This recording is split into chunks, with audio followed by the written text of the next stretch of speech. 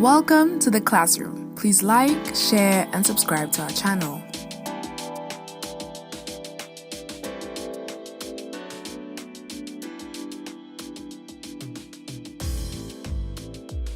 Placement. The ultimate goal here is that the abilities of the individual are compared with the vacant position, and a solid individual is placed in a role that will fully utilize their skills. It has been known to happen that individuals may get placed into different positions than that which they applied for, and this depends solely on the discretion of the human resources manager. Maybe they saw something in you in the interview that they could use in a different position. It all depends. Induction. Induction is a form of team building or orientation, if you may. It is given to all new employees, irregardless of their hierarchy. The aim is to ensure that new employees start the new jobs with less anxiety, thus increasing productivity. An induction process which will prove useful should include the following. Number 1, a written copy of the business's policies and procedures. Number 2, an organizational chart or an organogram showing the hierarchy of the people in charge. Number 3, a meetup, preferably face-to-face with the manager and the staff, or the managers, depends what you have in your organization. Number 4, a tour of the facility so that the people know the lay of the land, where to find everything that they may need to prove successful. Number 5, people must know what their key performance areas are. Sometimes they are called KPIs. And number 6, people must be given a buddy or a mentor in order to guide them. Somebody who already knows the organization and knows the policies and the procedures so that this new person may be ready to go and they get it from somebody that they trust. This is a planned and systematic process aimed at helping the employees to improve their performance and in so doing, improve the overall efficiency of the business as a whole. Training is designed to improve the knowledge, skills, and productivity levels of all employees and to also improve their attitudes and their behavior. Here is an important act, so make sure that you know it. The Skills Development Act and the Skills Development Levies Act of 1998 and 1999 respectively.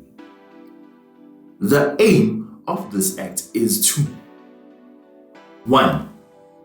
Make sure that the workplace is a place of learning. 2. Have businesses invest more in education and training. 3. Make sure that good quality training programs are offered. 4. Improve the employment opportunities of disadvantaged people. 5. Encourage employees to get involved in training programs. You see, the thing about working or having a career is that it is built on the premise of continuous learning. All jobs have it ingrained in them that they must have continuous learning. So essentially, you never stop learning. And the reason for this is that the more you learn, the more you know. And the more you know, the more productive and efficient you become. Most importantly, for you on your side, if you are looking at a career, this means that you will be hired easily because you will generally stand out. You have more education, you have more training. And if you don't want to do more training or education, just think about it from this perspective. The government takes 1% of every salary earned. So everybody who earns a salary or gets paid any money from any company, 1% of that money that they get paid, their net salary, gets taken for skills development levies. Training is not to be taken lightly as it is an expensive endeavor. So the human resources manager must use the SMART goal setting objectives. Do you remember SMART from grade 10 and 11? When training the staff, one of the following methods may be used. On-the-job training that takes place in real work situations and takes a hand-on approach. Off-the-job training, which usually takes the form of courses offered by outsiders. Apprenticeship training, which is a combination of on-the-job and off-the-job training. An example of this would be you working for 6 months on the job and attending lectures for 6 months, which is off the job. Workshops to promote interaction or update skills. Job rotation or multi-skilling, which expands an employee's experience of the business. Banks love doing this. If you are going to work for a bank, be prepared to do job rotation. Self-study. Many businesses produce a manual that workers are required to work through at their own pace and refer back to when necessary. Buddy systems or mentorships, whereby workers work together or superiors share their knowledge and skills with junior learners. Learnerships, something which you have to do, something which you have to apply for. A student is given an opportunity to work within a business whilst studying. This is an internship.